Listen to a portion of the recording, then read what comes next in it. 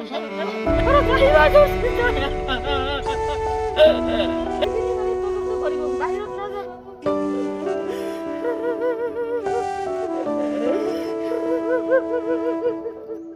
মোৰ ল'ৰাটো গুজৰাট গেছিল কামানি কৰবা কাম পুৰা 1.5 মাস কাম কৰছে কৰিয়া তাই 15 তাৰিখতে ঘৰত আহিবা ধরছে তে সারা রাস্তাটো ভালে আইছে আহিয়া হিবার মানে হাওড়া ব্রিজ পাল 20 তারিখত 20 তারিখতে হাওড়া ব্রিজ আহিয়া 5টা বাজে নামছে নামিয়া হিবার মানে ট্রেন চেঞ্জ করব 6টা বাজে টিকেট লইছে লইয়া তাই ট্রেনত উঠিছে উঠিয়া হিবার মোক ফোন করছে মা মই আর কি 6টা বাজত ট্রেনত যাম আর কি তো মই হিবার কইছং বাবা তই যে উঠছা ট্রেনত কোন ট্রেনত উঠছা তাই কৈছে যে মই গুৱাহাটী এছপিতে উঠছং আৰ কি মই নিউ বঙাইগাঁও যে নামিম কালি ৰাতিপুৱাই 9টা বাজায় নিউ বঙাইগাঁও পাম হিবার মই কলং যে ঠিকে আছে হিবার মোক কি কৈছে মা আমার ভোক লাগছে মই ভাত খাম দে বাবা খাই ল হিবার মোক ফোন করবি হিবার তো ফোন নকরে আর আধা ঘন্টার পিছত মই নিজে ফোন করলু ফোন করার পিছত মোবাইলটা সুইচ অফ আজি লাগি সুইচ অফ তার নিখোঁজ মানে খবর সবর নাই আর যোৱা পৰহি এই মাতৃগৰাকী যাৰ পুত্ৰ আজি কেইবাদিন ধৰি নিৰুদ্দেশ হৈ আছে কিন্তু অতি দুখৰ বিষয় যে বঙাইগাঁও জিলা পুলিচ বিভাগ তথা বঙাইগাঁও জিলাৰ আৰক্ষী উপ অধীক্ষক আমাৰ সবিতা বাইদেউকো এই বিষয়ে জনোৱা হৈছিল আৰু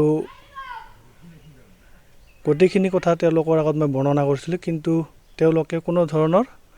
মানে গুৰুত্ব লোৱা নাই সঁচাকৈ দুখজনক চাওক এই মাতৃগৰাকীৰ তেওঁৰ জ্যেষ্ঠ পুত্ৰ আজি মাতৃগৰাকীয়ে মানুহৰ ঘৰত কাম কৰি জীৱিকা নিৰ্বাহ কৰি আছে অতিকে দুখীয়া অতিকে দৰিদ্ৰ পৰিয়াল যাৰ কাৰণে নেকি তেওঁৰ পুত্ৰই আৰ্থিক দুৰৱস্থাৰ কাৰণে তেওঁ বাহিৰলৈ কাম কৰিবলৈ যাবলগীয়া হৈছিল আৰু তাত কাম কৰি ঘৰৰ অসুবিধা হোৱাত তেওঁ গুজৰাটৰ পৰা ঘৰলৈ আহি থকা সময়ত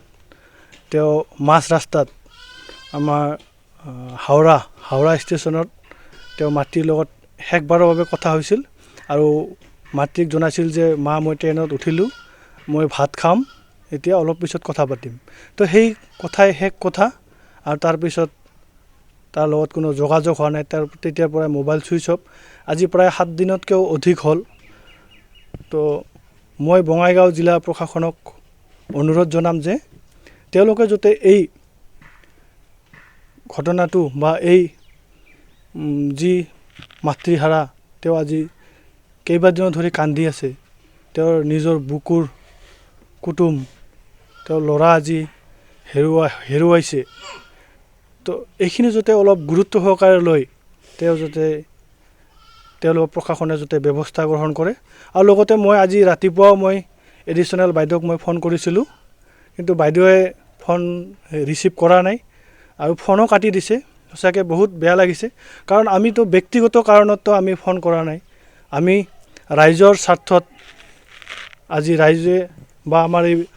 মাতৃগৰাকী আমাৰ ঘৰত গৈছে তেওঁৰ দুখৰ বিষয়ে মোক কৈছে কোৱাৰ পিছত আমি যোগাযোগ কৰিছিলোঁ কিন্তু তেওঁ তেনেকুৱা ধৰণৰ কোনো ধৰণৰ মানে তেওঁলোকৰ পৰা আমি গুৰুত্ব লাভ কৰা নাই